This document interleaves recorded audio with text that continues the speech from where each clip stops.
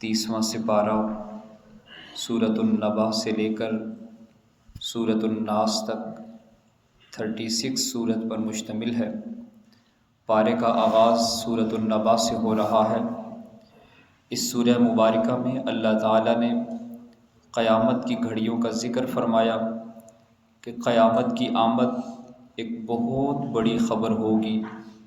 اس کی آمد سے قبل بہت سے لوگوں کو اس کے ہونے کے بارے میں شبہات اور اختلافات تھے۔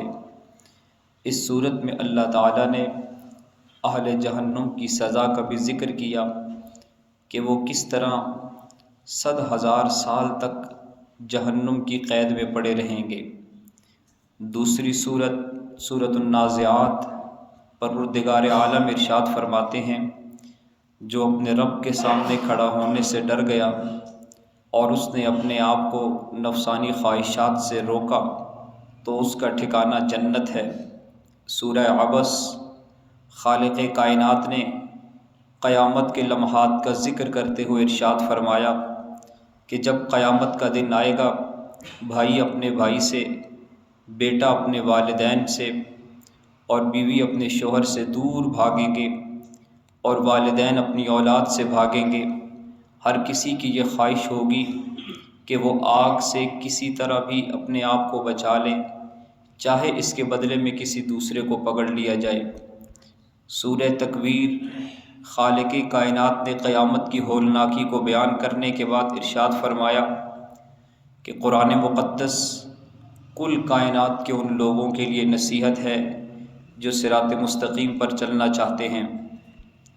سورہ انفطار مالک لم یزل نے جہاں قیامت کی ہولناکیوں کا ذکر فرمایا، وہیں دنیا میں انسانوں کے حساب و کتاب کو نوٹ کرنے والے فرشتوں کا بھی ذکر کیا، جن کو کرامن کاتبین کہا جاتا ہے۔ کرامن کاتبین انسانوں کے اعمال کو لکھ رہے ہیں اور یہی اعمال نامہ قیامت کے دن انسانوں کو پیش کیا جائے گا۔ سورہ مطففین رب العالمین نے ان لوگوں کا ذکر فرمایا جو اپنے حق میں تو ترازو کو پوری طرح استعمال کرتے ہیں لیکن دوسروں کے لیے ترازو میں کمی کرتے ہیں۔ قیامت کے دن ایسے لوگوں کو تباہی اور بربادی کا سامنا کرنا پڑے گا۔ سورہ انشقاق رب العالمین نے بتایا کہ انسان محنت اور مشقت کا خوگر ہے اور اس کو چاہیے کہ اپنے پروردگار کے لیے محنت کرے جس سے اس نے ملاقات کرنی ہے۔ اگر انسان اپنے رب کے لیے محنت کرے گا تو اس کو آسان حساب کا سامنا کرنا پڑے گا۔ سورہ بروج خالق کائنات نے اصحاب الاخدود کی بستی کا ذکر فرمایا کہ جنہیں ایمان لانے کی پاداش میں انتقام کا نشانہ بنایا گیا۔ اہل ایمان نے اس سزا کو خندہ پیشانی سے برداشت کیا لیکن دعوت توحید سے دستبردار ہونا گوارا نہ کیا۔ سورہ طارق اللہ تعالیٰ بتا رہے ہیں کہ کس طرح انسان کو پانی کے معمولی قطرے سے اللہ نے تخلیق کیا۔ جو اللہ تعالیٰ انسان کو اس قطرے سے پیدا کرنے پر قادر ہے، وہ انسان کو اس کی موت کے بعد دوبارہ زندہ اٹھانے پر بھی قادر ہے۔ اس لیے انسان کو اپنی حقیقت کو فراموش نہیں کرنا چاہیے۔ سورہ اعلیٰ اللہ تعالیٰ ارشاد فرما رہے ہیں کہ لوگوں کی نگاہ دنیا کی زندگی پر ہوتی ہے لیکن حقیقی اور باقی رہنے والی زندگی تو قیامت کے بعد کی زندگی ہے، آخرت کی زندگی ہے۔ سورۃ الغاشیہ آخرت کے حالات کو بیان فرمایا۔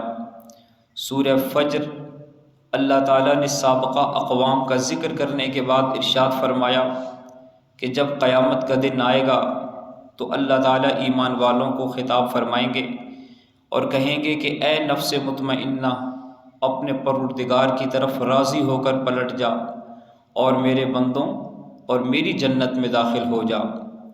سورۃ البلد رب العالمین انسان پر اپنے انعامات کا ذکر فرماتے ہیں کہ اللہ تعالیٰ نے اس کو 2 آنکھیں، زبان اور 2 ہونٹ عطا فرمائے اور اس کی رہنمائی 2 راستوں پر یعنی ہدایت اور گمراہی کی طرف کی۔ اب اس کی مرضی ہے کہ وہ کس راستے کا انتخاب کرتا ہے۔ جو صحیح راستے پر چلے گا جنت اس کا ٹھکانہ ہے، جو غلط راستے کو چنے گا جہنم اس کا ٹھکانہ ہے۔ اس کے سورہ شمس میں اللہ تعالیٰ ارشاد فرماتے ہیں کہ اللہ تعالیٰ نے نفس کو تخلیق کیا اور اس میں نیکی اور برائی کی سمجھ کو الہام فرمایا، تو جو اپنے نفس کو نیکی کے راستے پر چلائے گا وہ جنتی ہوگا، جو اپنے نفس کو گناہوں سے آلودہ کرے گا وہ تباہ و برباد ہو جائے گا۔ سورۃ اللیل رب العالمین اعلان فرما رہے ہیں، جس نے صدقہ دیا اور نیکی کی تائید کی اس کے لیے اللہ تعالیٰ جنت کی راہوں کو آسان فرمائیں گے۔ جس نے بخل کیا اور اچھی بات کی تکذیب کی، اللہ تعالیٰ اس کے لیے مشکل راستے یعنی جہنم کے راستے کو ہموار کر دیں گے۔ سورہ ضحیٰ رب العالمین نے اس امر کی تلقین فرمائی ہے کہ پروردگار عالم کی نعمتوں کا اعتراف کرنا چاہیے اور ان کا اظہار بھی کرنا چاہیے۔ سورہ الم نشرح رب العالمین بتا رہے ہیں کہ کائنات میں ہر تنگی کے بعد آسانی ہے، اور اللہ تعالیٰ نے اس امر کا بھی ذکر فرمایا کہ اللہ نے رسول اکرم صلی اللہ علیہ وسلم کے تذکروں کو بہت بلند فرما دیا ہے۔ سورۃ التین انسانوں کی ساخت، بلندی، پستی، سزا اور جزا کو بیان فرمایا۔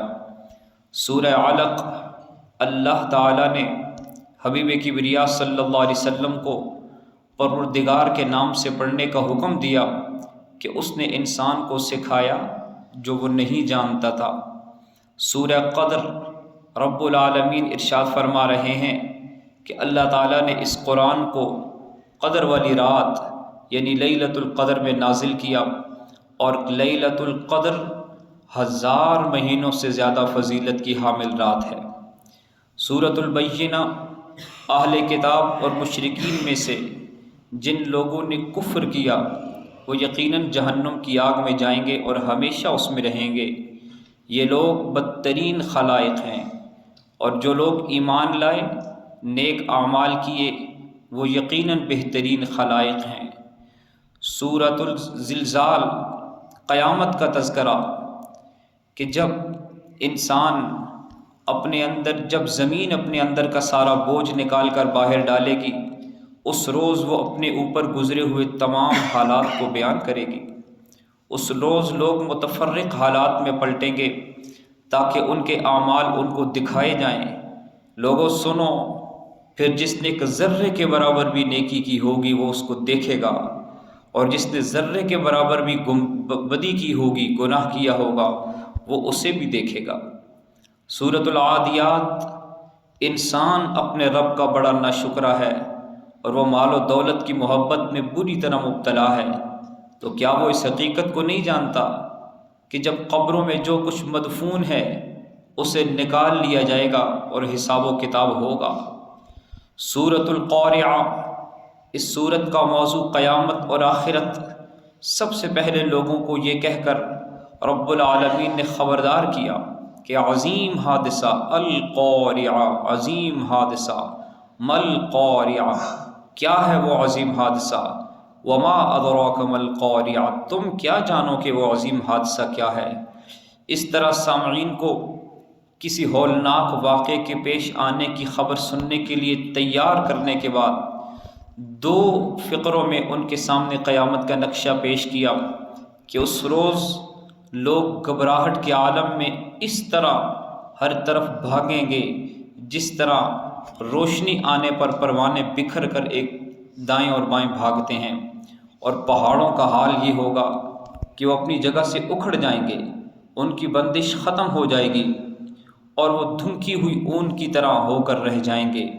پھر بتایا کہ آخرت میں جب لوگوں کا حساب و کتاب کرنے کے لیے اللہ کی عدالت قائم ہوگی تو اس میں فیصلہ اس بنیاد پر ہوگا کہ کس شخص کو کس کے نیک اعمال برے اعمال سے زیادہ وزنی ہیں، اور کس کے نیک اعمال کا وزن اس کے برے اعمال کی نسبت ہلکا ہے۔ پہلی قسم کے لوگوں کو عیش و عشرت نصیب ہوگی جس سے وہ خوش ہو جائیں گے، اور دوسری قسم کے لوگوں کو اس گہری کھائی میں پھینک دیا جائے گا جو آگ سے بھری ہوئی ہوگی۔ سورۃ التکاثر اس سورہ مبارکہ میں لوگوں کو دنیا پرستی کے برے انجام سے خبردار کیا گیا، جس کی وجہ سے وہ مرتے دم تک زیادہ مال و دولت اور دنیا کے فائدے حاصل کرنے اور اس میں ایک دوسرے سے بازی لے جانے اور ان چیزوں کے حصول پر فخر کرنے میں لگے رہتے ہیں۔ اس ایک فکر نے ان کو اس قدر منہمک کر رکھا ہے کہ انہیں اس سے بالا تر کسی چیز کی طرف توجہ کرنے کا ہوش نہیں۔ سورہ عصر، اللہ نے زمانے کی قسم اٹھا کر انسان کو ناکام کہا۔ ہر انسان ناکام سوائے ان لوگوں کے جنہوں نے ایمان اور اعمال صالحہ کو اختیار کیا اور حق بات کی اور صبر کی تلقین کرتے رہے۔ سورۃ الہمزہ، اس میں چند ایسی اخلاقی برائیوں کی مذمت کی گئی جو جاہلیت کے معاشرے میں مالداروں کے اندر پائی جاتی تھی، جنہیں ہر عرب جانتا تھا کہ یہ برائیاں فی الواقع اس معاشرے میں موجود ہیں اور جن کو سب ہی برا سمجھتے تھے۔ کسی کا بھی یہ خیال نہ تھا کہ یہ کوئی خوبیاں ہیں۔ اس گھناؤنے کردار کو پیش کرنے کے بعد یہ بتایا کہ آخرت میں ان لوگوں کا کیا انجام ہوگا جن کا یہ کردار ہے۔ سورۃ الفیل، سورہ فیل پر غور کیا جائے تو یہ بات اچھی طرح سمجھ آتی ہے کہ اس سورہ میں اس قدر اختصار کے ساتھ صرف اصحاب الفیل پر اللہ کے عذاب کا ذکر کر دینے پر کیوں اکتفا کیا گیا؟ فرمایا کہ تم نے دیکھا نہیں تمہارے رب نے ہاتھی والوں کے ساتھ کیا کیا؟ کیا اس نے ان کی تدبیر کو اکارت نہیں کر دیا اور ان پر پرندوں کے جھنڈ نہیں بھیجے جو ان پر پکی ہوئی مٹی کے پتھر پھینک رہے تھے، پھر ان کا یہ حال کر دیا جیسے جانوروں کا کھایا ہوا بھوسا۔ یہ واقعہ کچھ پرانا ہے لیکن اس کی صداقت کو اللہ تعالیٰ نے قرآن بنا کر نازل کیا۔ جو کوئی بھی اللہ کے گھر کی طرف بری نظر سے دیکھے گا اس کا حال اللہ تعالیٰ اصحاب الفیل کی طرح تہس نہس کر کے رکھ دیں گے۔ سورہ قریش، نبی کریم صلی اللہ علیہ وسلم کی بعثت کے زمانے میں یہ حالات تھے، چونکہ سب کو معلوم تھا کہ لوگ تجارت کے لیے جا رہے ہیں۔ اس سورہ مبارکہ کے 4 مختصر فقروں میں قریش سے صرف اتنی بات کی اللہ تعالیٰ نے کہ خانہ کعبہ کو جو تم نے بتوں کا گھر بنا رکھا ہے، تم اسے اللہ کا گھر نہیں مانتے، جبکہ تمہیں اچھی طرح معلوم ہے کہ یہ اللہ ہی کا گھر ہے اور وہ اللہ ہی ہے جس نے تمہیں اس گھر کے طفیل یہ امن عطا کیا، تمہاری تجارتوں کو یہ فروغ بخشا اور تمہارے فاقہ زدی سے اس زندگی سے بچا کر تمہیں خوشحالی نصیب فرمائی، تو تمہیں اس کی عبادت کرنی چاہیے۔ سورۃ الماعون، آخرت پر ایمان نہ لانا انسان کے اندر کس قسم کے اخلاق پیدا کرتا ہے، ان کفار کی حالات کو بیان کیا گیا جو اعلانیہ آخرت کو جھٹلاتے ہیں، ان منافقین کی کیفیت کو بیان کیا گیا جو بظاہر مسلمان مگر دل میں آخرت اور اس کی جزا اور سزا کو کوئی تصور نہیں رکھتے۔ مجموعی طور پر دونوں قسم کے گروہوں کے طرز عمل کو بیان کرنے سے مقصود یہ حقیقت لوگوں کو بتانی ہے کہ انسان کے اندر ایک مضبوط اور مستحکم پاکیزہ کردار عقیدہ آخرت کے بغیر پیدا نہیں ہو سکتا۔ سورۃ الکوثر، اللہ تعالیٰ نے رسول اکرم صلی اللہ علیہ وسلم کو حوض کوثر کی بشارت دی اور ساتھ ہی بتایا کہ آپ کا دشمن بے نام و نشان رہے گا۔ ان کے بعد 3 قل کہ جس میں اللہ تعالیٰ کی توحید اور اس کی پناہ طلب کرنے کا ذکر فرمایا۔ سورۃ الکافرون، کفار کے دین اور ان کی پوجا پاٹ اور ان کے معبودوں سے قطعی برات کا اعلان۔ لکم دینکم ولی دین، تمہارے لیے تمہارا دین، تمہاری زندگی کا طریقہ، تمہارے معبود، اور ہمارے لیے ہمارا دین، ہماری زندگی کا طریقہ اور ہمارا رب رب العالمین۔ سورہ نصر، رب العالمین نے رحمت عالم صلی اللہ تعالی علیہ وسلم کو ایک فتح کی بشارت دی اور فرمایا کہ آپ کا دین اس طرح پھیلے گا کہ لوگ جماعتوں کی جماعتوں میں دین کے اندر داخل ہوں گے، فوج در فوج داخل ہونے لگیں گے۔ اس کا مطلب یہ ہے کہ وہ کام مکمل ہو گیا اے میرے پاک پیغمبر، جس کام کے لیے آپ کو دنیا میں بھیجا تھا، اس کے بعد آپ کو حکم دیا گیا کہ آپ اللہ کی حمد کیجئے، اللہ تعالیٰ کی تسبیح میں مشغول ہو جائیے کہ اس کے فضل و احسان سے آپ اتنا بڑا کام انجام دینے میں کامیاب ہو گئے کہ صبح قیامت تک آپ نے اللہ کا دین لوگوں کو پہنچا دیا ہے۔ سورۃ اللہب نام لے کر جب آپ صلی اللہ علیہ وسلم کے چچا ابو لہب کی مذمت کی گئی تو لوگوں کی یہ توقع ہمیشہ کے لیے ختم ہو گئی کہ رسول کریم صلی اللہ علیہ وسلم دین کے معاملے میں، اسلام کے معاملے میں کسی کا لحاظ کر کے کوئی مداحنت کر سکتے ہیں۔ نہیں، فرمایا کہ ٹوٹ گئے ابو لہب کے ہاتھ، نامراد ہو گیا وہ، اس کا مال اور جو کچھ اس نے کمایا وہ اس کے کسی کام نہ آیا۔ جب علی الاعلان رسول اکرم صلی اللہ علیہ وسلم کی اپنے چچا کے لیے یہ انداز اختیار فرمایا تو لوگ یہ سمجھ گئے کہ یہاں کسی کی لاگ لپیٹ کی کوئی گنجائش نہیں۔ غیر اپنا ہو سکتا ہے اگر ایمان لائے، اور اپنا غیروں سے بدتر ہو سکتا ہے اگر وہ کفر کرے گا۔ سورۃ الاخلاص قرآن مجید جس دین کو پیش کر رہا ہے، اس دین کی بنیاد 3 عقیدوں پر ہے: عقیدہ توحید، عقیدہ رسالت اور عقیدہ آخرت۔ یہ سورہ مبارکہ چونکہ خالص توحید کو بیان کر رہی ہے، اس لیے رسول اکرم صلی اللہ علیہ وسلم نے اس سورہ مبارکہ کو 1/3 قرآن کے برابر قرار دیا۔ قرآن مقدس کا یہ اعجاز بھی ہے کہ اس نے اللہ تعالیٰ پر سوالات کا جواب چند الفاظ میں دے کر اللہ کی ہستی کو ایسا واضح کر کے پیش کیا جو تمام مشرکانہ تصورات کو ختم کر دیتی ہے۔ یہی وجہ ہے کہ رسول اکرم صلی اللہ علیہ وسلم کی نگاہ میں اس صورت کی بڑی عظمت تھی، اور مختلف طریقوں سے مسلمانوں کو اس کی اہمیت محسوس کرواتے رہے۔